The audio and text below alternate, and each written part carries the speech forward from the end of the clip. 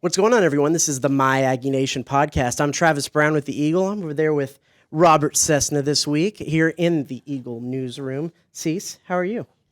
You know, we're so busy, which is good because we're much like the team. This game plan this week is all off the charts, but come Saturday, we'll be ready. There you go. Well, A&M faces Florida this weekend at Kyle Field. It's an interesting matchup. It's two teams that are struggling getting into this part of the season. Two teams that I think had a little bit higher upside, you would think, at the beginning of the season and probably haven't achieved the levels that they would have liked to achieve. What stands out to you about this matchup? Well, because the fact that both teams need a win. I mean, if Florida could get bowl eligible in Billy Napier first year, because he's done a good job in recruiting, and they looked hard to get someone who could recruit when they decided to replace Mullen, because that was his number one downfall. And you look, he wasn't getting a lot of good recruits. A&M, we know they want to get bowl eligible with all these young players. So one team is going to get a huge win Saturday towards being bowl eligible. The matchup that stands out to me, and I know we'll talk a little bit about this with Matt Baker in the next segment, is the fact that A&M hasn't been successful in stopping mobile quarterbacks, and Anthony Richardson is very much that. Just seems like not only stopping the run, which is something A&M also has been bad at, but stopping the quarterback running is going to be one of the big matchups in this game. Without a doubt, because I'll probably focus on that on my lead, because when you look at it, it's hard to get away from this A&M run defense that is so bad. Then you throw in a mobile quarterback. I can remember in the last 5-10 years, even when A&M was having good defenses, mobile quarterbacks gave them problems, and Richardson is a fantastic. He's got all the tools. A&M might be hoping for a little bit of a wet field. Who knows, rain, 11 a.m. or fog or smog or something. But A&M hasn't done anything with mobile quarterbacks. When you look at what the Alabama quarterback did, you look last week what Dart was able to do. They have had a lot of trouble. And in Jefferson at Arkansas, that's three. They played three mobile quarterbacks, and those guys all have hurt them. Florida comes in at 26th in the nation and 6th in the SEC in rushing offense. The split between the two running backs, ETN one and Anthony Richardson.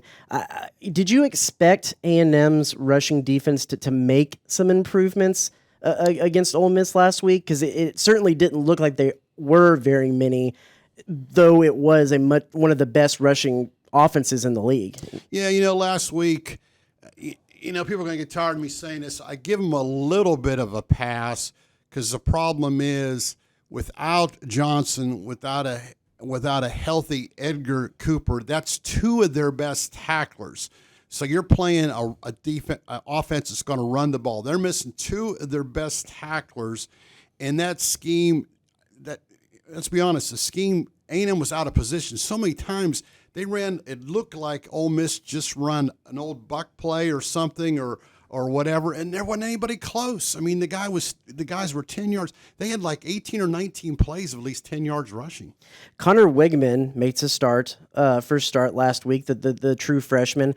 I'll own up to my own shortcomings here, and I've said all season that there shouldn't be really any way that the true freshman starts because Jimbo's offense is too complex, and you don't want to throw him out there. Just like Jimbo said when we asked him if hindsight was 20/20 on bringing Wigman in earlier, it's easier to ruin a guy than it is to make him when he's that young. But he proved me, and I think probably a lot of other people wrong, that he went out there and had one of the best freshman performances of the season at quarterback. Were you surprised at all by what he was able to do? What was your read on his night? Totally surprised. Why? Because I didn't think the offensive line would give him time. And then also, we can talk all we want to, but we're not setting those, coaches' meetings. But I also wonder, did Jimbo actually just shorten the playbook and go with a few plays? We don't know. He's never going to say because he's still got to play teams. But it just looked to me like they kept things pretty simple. Like go back, throw the ball quick. Here you go. Make a read before snap. Go with it. Whatever it was, it worked early in the game and late in the game. They got to clear up the middle of the game, and all of us writers probably think or media people, maybe keep that tempo a little bit more up because Connor Wegman looked pretty comfortable that first series. They went the first two series. They went with some tempo concepts, and then that second to last drive when they needed to get down and score, they went tempo, and it was the best that they moved. There's probably something to be said about maybe the first two drives being scripted, them having been able to go through them and know what was coming next. But yeah, I think tempo is going to be a big key moving forward. So it's kind of going to be that thing that we, at least as long as A&M keeps winning, that we'll analyze for the next 4 weeks, and that is A&M needs 3 wins out of 4 games to be bowl eligible. Do you at this point in the season right now, do you see 3 wins? Well, yes, they need 3 out of 5. They got 5 games left. Oh, it's a given they're going to beat UMass, so they're really at 4 and 5. They need 2 wins out of 3 SEC games. That's what's going to boil down to. So now it gets real dicey because in paper I had, they need to beat Auburn and they need to beat Florida. And both of those I feel got easier this week with Auburn firing their complete coaching staff, with Florida going ahead and not having their leading tackler, they're getting rid of Cox. So the chances of them winning 2 out of 3 league games is much better. Because if they go into that last game needing to beat LSU, if they go into that game 5 and 6, they don't want to do that. They want to get those wins before the LSU. And so what does that mean? A 3-game winning streak. Now that's hard to say for a team that's 3 and 5, but one of them's a given. You're playing at home.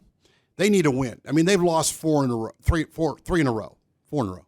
Whatever. Yeah. They've lost 4 in a row. They need a win in the worst possible way because if you lose to Florida, what chances are they going to have to beat LSU here the last game? Because that means still going to Auburn and win as well. Yeah, it is. So it is. You need to win 3 of the last 4 because it's Florida, Auburn, UMass, LSU left. Florida this is a must win for them to get bowl eligible because I just don't see them beating LSU. I said 5. I confused you because I did that so well, and I'm thinking in my mind, okay, yeah. Well, of how we are with sports writers, I thought back to my story after the game last week and went, did I get that wrong? Because I put 3 out of 4 in my story. Yeah. So yes, we were right for 3 out of 4 to close that out. So what does A&M need to do this weekend to win this game? They're going to have to play a little better defense, which, and I guess when you hit me on that one, they need to play complementary football. When they were losing those first few games, the offense wasn't there. So last week, the offense was there, and they made a couple glaring errors in special teams. They need to play complementary football. They need to get a turnover, and then Connor Wegman throws a touchdown pass. Can you imagine the defense coming off feeling great? They just don't play complementary football. In the game before that, they give up a 100-yard touchdown return to start the game off with. They need to play complementary football, which they really haven't done since when's the last time they played complementary football? It's been a while. It's been a while. It's been a while. They beat Florida a couple years ago by playing great complementary, get the turnover when they needed, do the things they needed.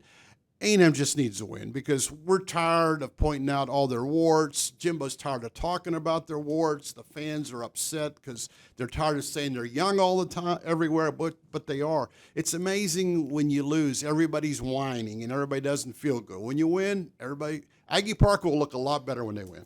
Speaking of guys that like to make their voice heard, we'll close out with this because I think it's something that a lot of people were interested in after the game last week in Ole Miss, and that is Ole Miss head coach Lane Kiffin. There was a little bit of a back and forth between them in the offseason. There was video of Kiffin out on the field chirping at A&M players. There was comments after the game.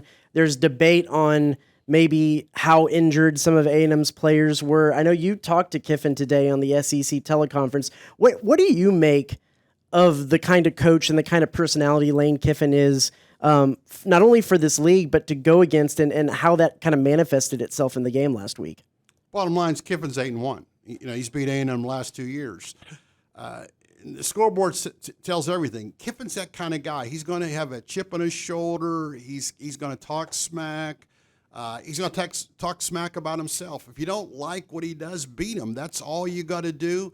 And A&M hasn't done that the last 2 years. So, and then there was a lot of talk that's what trouble is when you run your miles before the season, whether you're Saban, whether you're Fisher, whether you're Kiffin, doesn't matter what you say. What do you do when it comes game time? And what did Saban do? He took care of business. A&M almost beat him for the second straight year. Kiffin, you know A&M wanted to win that game so bad. So did Kiffin. And the luxury tax, you knew Kiffin was going to make comments like that. In today's kids, what kids today don't go around with a chip on their shoulder with NIL, whatever? Kiffin's almost that next generation coach. There's a lot of things you don't like about him, but a lot of people do like him. Don't need a score prediction. Score predictions are stupid, in my opinion. But does A&M win this game this weekend? You know, I think they're due. You know, I picked them to lose last week, and to be quite honest, I picked them to lose by like 8. I thought they would lose even worse than what they did. I knew they could win, and if you told me Connor Wegman was going to throw for 4 touchdowns last week, I'd be homeless right now. Yeah. I again, I don't like this matchup because they can run the ball, and anytime a team can run the ball well, it's going to be the weirdest of shootouts with A&M throwing the ball down the field and Florida running the ball down the field like it was against Ole Miss. I think I said I give A&M the field goal because of being a home team. I think it's a toss-up, but I'll give A&M a field goal credit, which puts them on the right road to bowl eligibility. Cease, thanks so much for a few minutes of your busy day. Oh man, we're both busy, and we got a lot to do until the Birmingham Bowl rolls around, or the Las Vegas Bowl. I'm still keeping my fingers crossed. Las Vegas Bowl. For everyone listening to the My Aggie Nation podcast, coming up next, we'll have Matt Baker from the Tampa Bay Times to break down the Florida angle of this matchup this weekend. Stick around for that.